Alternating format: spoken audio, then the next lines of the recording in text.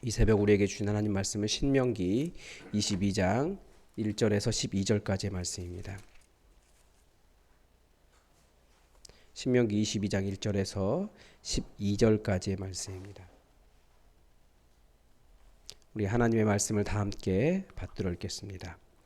내 형제의 소나 양이 길 잃은 것을 보거든 못 본 채 하지 말고 너는 반드시 그것들을 끌어다가 내 형제에게 돌릴 것이요 내 형제가 내게서 멀거나 또는 내가 그를 알지 못하거든 그 짐승을 내 집으로 끌고 가서 내 형제가 찾기까지 내게 두었다가 그에게 돌려줄지니 나귀라도 그리하고 의복이라도 그리하고 형제가 잃어버린 어떤 것이든지 내가 얻거든 다 그리하고 못 본 채 하지 말 것이며 내 형제의 나귀나 소가 길에 넘어진 것을 보거든 못 본 채 하지 말고 너는 반드시 형제를 도와 그것들을 일으킬지니라. 여자는 남자의 의복을 입지 말 것이요 남자는 여자의 의복을 입지 말 것이라. 이같이 하는 자는 내 하나님 여호와께 가증한 자이니라. 길을 가다가 나무에나 땅에 있는 새 보금자리에 새 새끼나 알이 있고 어미 새가 그의 새끼나 알을 품는 것을 보거든 그 어미 새와 새끼를 아울러 취하지 말고 어미는 반드시 놓아줄 것이요 새끼는 취하여도 되나니 그리하면 내가 복을 누리고 장수하리라. 내가 내 새 집을 지을 때에 지붕에 난간을 만들어 사람이 떨어지지 않게 하라. 그 피가 내 집에 돌아갈까 하노라. 내 포도원에 두 종자를 섞어 뿌리지 말라. 그리하면 내가 뿌린 씨의 열매와 포도원의 소산을 다 빼앗길까 하노라. 너는 소와 나귀를 결의하여 갈지 말며 양털과 배실에 섞어 짠 것을 입지 말지니라. 너희는 너희가 밉는 겉옷에 내 귀에 술을 만들지니라. 아멘. 오늘 본문을 통해 우리는 어제 본문을 통해 우리는 인간 생명에 대한 존중을 잃으면 안 된다라는 것을 배웠습니다. 다른 사람들은 전쟁 포로나 중범죄자에 대한 존중이 없습니다. 당연히 죽여도 되지, 죽어도 되지. 그런 사람들은 당연한 거야 라고 말하지만 중범죄자라 할지라도 그렇지 않습니다. 특히 우리나라처럼 어떤 이념의 대립이 여전히 남아있는 나라는 나와 이념이 다르면 죽여도 되고 그 사람들 무시해도 되고 이렇게 말하지만 절대 그런 죽음은 없다라는 것을 말씀은 가르쳐 줍니다. 그래서 예수님 너희는 그러지 말아라. 너희는 그러지 말아라 라고 하는 하나님 뜻 다시 우리는 볼 수 있습니다. 예수님 말씀하신 오늘 본문은 이제 기타 규정이라고 합니다. 앞으로도 계속해서 기타 규정, 이 신명기 법이라고 이야기하는데 그 신명기 법에 기타 규정들이 쭉 나오는 겁니다. 가장 먼저 이웃의 재물을 보았을 때 어떻게 해야 되느냐를 가르쳐 줍니다. 먼저 어떤 상황이냐면 1절에서 4절까지 보면 형제의 소나 양이 길을 잃은 것을 보았을 때 못 본 채 하지 말라라고 하십니다. 여기서 형제란 꼭 혈통으로서 한 집안의 형제뿐만 아니라 우리의 모든 이웃을 다 이야기하는 겁니다. 그러니까 이스라엘 사람들 전체를 형제라고 부르고 있는 거죠. 그만큼 가족처럼 생각하라는 거예요. 그 형제 것, 내 거라고 생각하지 말고 또 형제에게 손해가 난다라고 해서 뭐 고소해하지 말고 다 찾아주라는 거예요. 형제의 소나 양이 길을 잃고 헤매는 것을 보면 일단 누구 건 줄 알면 무조건 끌어다가 그 사람에게 가져다 주고 혹은 그 주인이 멀거나 그 주인이 누구인지 알지 못하면 주인이 나타날 때까지 잘 보관하고 있다가 돌려주라라는 것입니다. 이스라엘의 첫 번째 왕이었던 사울이 집안에 소 한 마리 찾으려고 온 동네, 온 마을, 온 산지를 다 며칠을 돌아다녔던 것들을 보면 당시에는 이런 짐승이 집안에 굉장히 큰 짐승이었고 귀했고 또 그렇게 찾고 또 찾았던 것을 알 수 있습니다. 짐승뿐 아니라 나귀도 의복도 전부 다 잃어버린 것이 있으면 그 어떤 것이든지 못 본 채 하지 말고 혹은 좋은 것이라고 내가 취하지 말고 돌려주라는 거예요. 그러니까 우리나라는 참 재밌는 나라잖아요. 카페에 노트북을 두고 가도 누구도 가져가지 않는다라고 합니다. 물론 CCTV가 잘 발달돼 있어서 그런 거기도 하지만 그만큼 남의 것은 내 거 아니면 욕심을 부리면 안 됩니다. 놔두라는 거예요. 내 형제의 것이라는 거죠. 그리고 형제의 낙이나 소가 길에 넘어진 것을 볼 때도 못 본 채 하지 말고 반드시 형제를 도와주어라라고 하십니다. 제가 어릴 때만 해도 이렇게 어려움을 당하신 분이 있으면 도와주라라고 그렇게 배웠습니다. 그런 사회가 정상이라고 생각이 됩니다. 그런데 요즘 세대는 좀 다르게 배우는 것 같습니다. 왜냐하면 어린 아이들 특히 초등학교에서 남을 도와줬다가 오히려 낭패를 당하는 경우가 있거나 아이들 같은 경우는 납치나 유괴를 당하는 경우도 있기 때문에 모르는 사람이 말을 걸고 길을 가르쳐 주기 위해서 그 사람과 함께 동행하는 것은 매우 위험하다. 아마 이렇게 배우는 것 같습니다. 그만큼 우리 사회가 사실은 굉장히 많이 깨어져 있다라는 것을 알 수 있는 거죠. 그래도 이런 분위기 속에서도 여전히 이웃을 도와주는 사람들이 많이 있습니다. 그래서 재밌는 이야기가 있잖아요. 우리나라 최근에 제가 TV 이렇게 돌리다가 본 건데 시골길에 이렇게 지나가는데 차가 지나가고 난 다음에 백밀러로 보니까 할아버지가 도로에 쓰러지신 거예요. 이걸 보니까 이 사람이 그냥 바로 차를 돌려서 역주행을 해가지고 차를 딱 막고, 왜냐하면 도로에 쓰러져 계시니까 차가 오면 이제 칠 수 있으니까 119에 신고하고 119 올 때까지 도로 통제하고 할아버지 그 덮어주고 뭐 이렇게 보호하고 있는 그런 내용이 있었습니다. 그럴 때는 역주행을 해도 벌금을 물지 않는다 그럽니다. 근데 그런 거 보면 여전히 우리는 그런 배려를 볼 수 있고 그런 것들 그냥 지나치지 말라는 거예요. 어떻게 보면 나랑 관계 없다라고 생각할 수 있지만 나랑 관계 없는 것이 아니죠. 또 우리나라 재밌는 게 있습니다. 춘천에서 2번이나 그런 일이 있었다고 하는데 맥주를 운반하는 차량이 이렇게 회전하면서 돌다가 맥주가 다 그 도로에 떨어진 거예요. 그런데 신기하게 우리나라 사람들은 어디선가 빗자루 들고 나타난다는 거예요. 다 치우고 있어요. 순식간에 다 정리가 됩니다.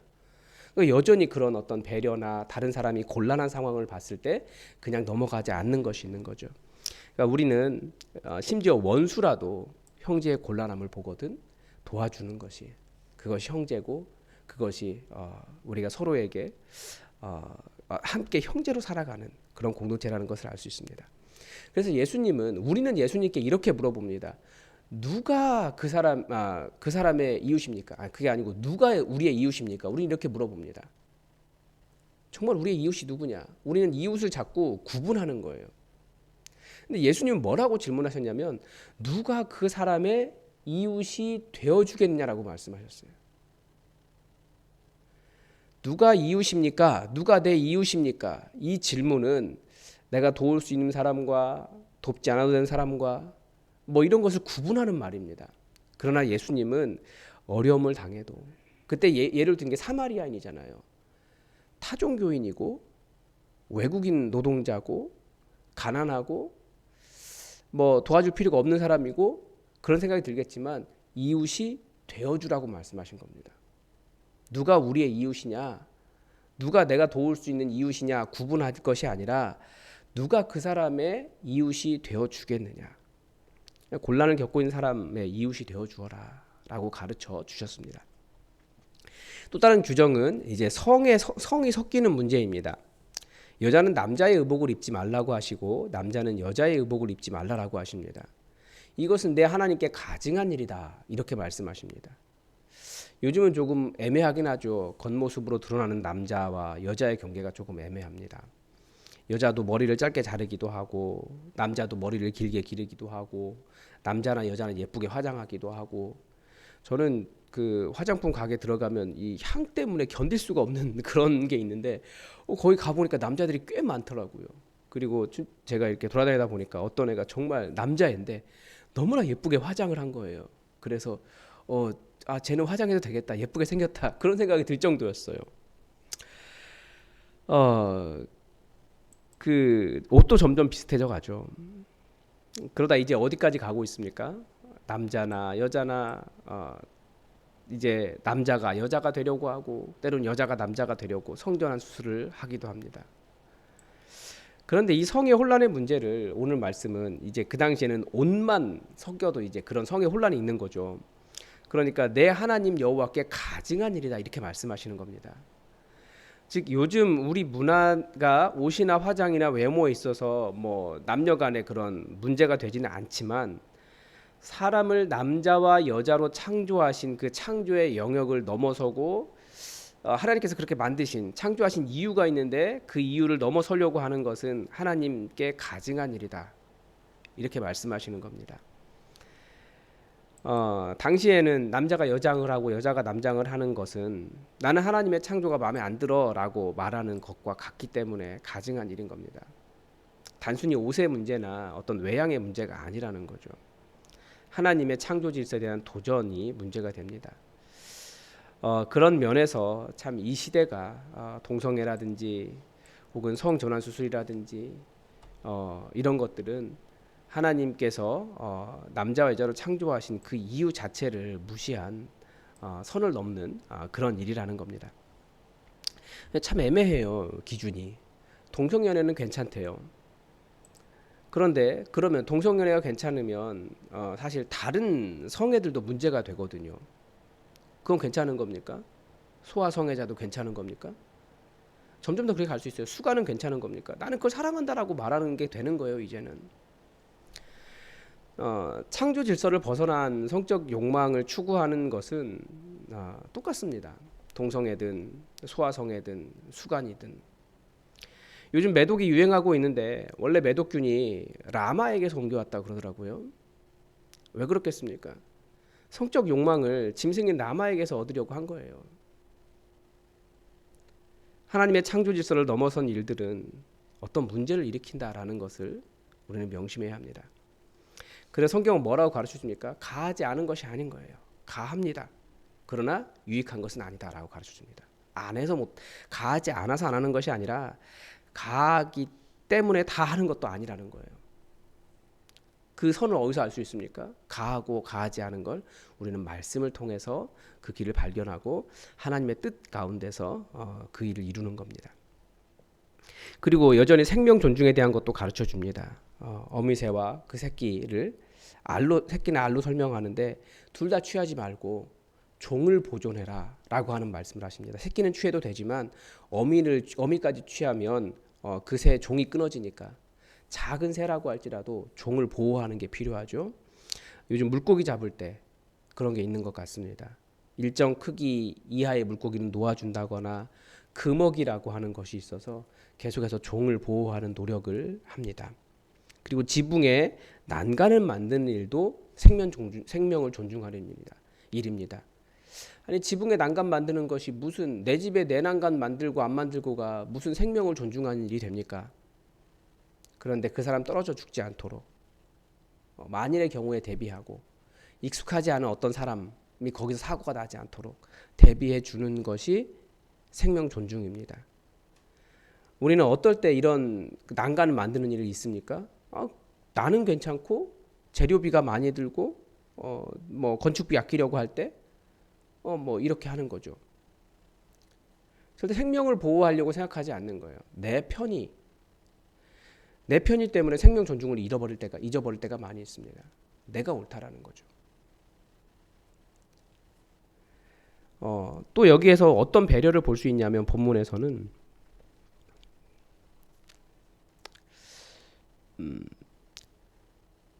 소와 나귀를 결의하여 갈지 말라라고도 하십니다. 일단은 소와 나귀는 덩치 차이가 있습니다. 소는 크고 나귀는 작고 힘의 차이도 있습니다. 그러면 이제 나귀가 그 일하다가 그 소처럼 일하지 못하고 쓰러지거나 질질 끌려다니거나 어려움을 당하는 거죠. 우리가 모든 사람이 평등하다라고 말하지만 모든 사람이 다 소는 아닌 거예요. 사람은 소 같은 사람도 있고 나귀 같은 사람도 있고 좀 표현이 그렇긴 하지만 뭐 고양이 같은 사람도 있고 개 같은 사람도 있고 이렇게 차이가 있다라는 거죠. 체급의 차이가 그리고 능력의 차이도 있고 함께 묶어서 일을 무조건 해라라고 하면 거기에 그걸 감당하지 못한 사람들은 지쳐 나가 떨어지는 거예요. 그건 배려가 아니라는 거죠. 교회 일을 할 때도 모든 사람들 다 똑같은 상태에서 보면 안 됩니다. 내가 할 수 있다고 해서 이 사람도 할 수 있다라고 말하는 건 옳지 않아요. 또 내가 못한다고 해서 저 사람도 못할 것이다 이렇게 말하는 것도 옳지 않고요. 근데 어쨌든 배려를 잊으면 특히 약자에 대한 배려를 잊으면 짐승이라고 할지라도 약자에 대한 배려는 잊으면 안 됩니다. 그래서 오늘 본문을 한마디로 한다면 배려라고 할 수 있는 겁니다. 제가 참 감사한 게 교회는 끊임없이 미래를 생각해야 합니다. 그래서 우리 교회가 청년 그렇게 외치고 있는 겁니다. 근데 보통 교회에서 담임 목사가 청년 외치고 청년부 하고 있으면, 물론 이제 우리는 교역자가 없기 때문에 제가 하는 것도 있지만, 청년 외치면 장년들이 그러면 우리는 이라고 말합니다. 그런데 우리 교회는 그런 분이 아무도 안 계셔서 너무 감사해요. 청년 했더니 같이 청년부를 위해서 기도해 주시고 후원해 주시고 사랑해 주시고 너무 감사하더라고요. 미래를 생각하고 어떻게 다음 세대를 이어갈까, 나의 편이나 나의 입장보다도 교회가 다음 세대를 잃지 않게 하려고 배려하고 어떻게 다음 세대를 편하게 해줄까를 고민하는 그 모습을 보면서 너무나 감사했습니다. 실제로 재정이나 어떤 시설을 투자하고 배려하는 것, 이거 전부 다 포함하고 있는 거죠. 그만큼 우리는 계속해서 배려하고 다음 세대를 이어갈 수 있도록 생을 이어가는 것, 그게 교회가 또 할 일이라는 겁니다. 여러분, 오늘 기타 규정을 통해서 하나님은 우리가 내 이익이나 나의 관점에서 남을 배려하는 것을 놓치지 않도록 하셨습니다. 우리가 모두가 똑같지 않다는 것을 기억하고, 그리고 모두가 다 내 맘 같지 않다는 것도 기억하고, 정말 남을 배려하는 것이 무엇인지 우리가 생각하면서 그렇게 우리 교회를, 그리고 또 우리 삶을, 우리 가정을, 우리 이웃을 우리가 돌봐갔으면 좋겠습니다. 오늘도 하나님의 뜻이 우리에게 이루어지기를 주님 가르쳐 주신 기도로 기도하겠습니다. 하늘에 계신 우리 아버지, 아버지의 이름을 거룩하게 하시며 아버지의 나라가 오게 하시며 아버지의 뜻이 하늘에서와 같이 땅에서도 이루어지게 하소서. 오늘 우리에게 일용할 양식을 주시고 우리가 우리에게 잘못한 사람을 용서하여 준 것 같이 우리 죄를 용서하여 주시고 우리를 시험에 빠지지 않게 하시고 악에서 구하소서. 나라와 권능과 영광이 영원히 아버지의 것입니다. 아멘. 여러분, 계속해서 환우들을 위해서 기도를 부탁을 드리고 청년부를 위해서도 기도를 부탁을 드리고, 또 우리 교회 하나님의 뜻 가운데 하나님께서 인도해 주시는, 그리고 우리가 순종해서 따라갈 수 있는 교회 될 수 있도록 여러분 기도해 주시고, 그리고 이번 주에 있을 교인 총회를 위해서도 함께 기도해 주십시오. 든든하게 평안한 교회 될 수 있도록 기도해 주십시오. 든든하게 서가는 교회 될 수 있도록 기도해 주십시오. 다 함께 기도하겠습니다.